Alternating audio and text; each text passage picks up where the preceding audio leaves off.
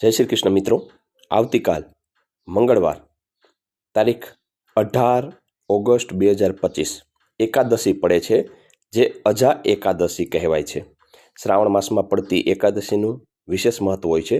તો કાલની એકાદશી માટે શું પૂજા જપ તપ કરવું તેની સંક્ષિપ્ત માહિતી આપું છું.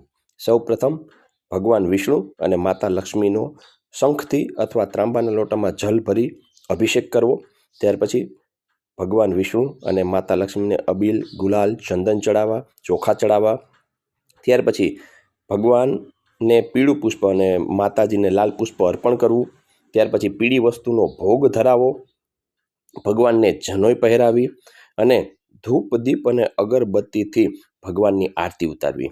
ખાસ નોંધ: તુલસી પત્ર વિના વિષ્ણુ પૂજા અધૂરી છે, તો આજે સાંજે તુલસી પત્ર અવશ્ય તોડી લેવા. આગલા વિડીયોમાં મંત્ર વિશેની માહિતી આપીશ. એકાદશીના દિવસે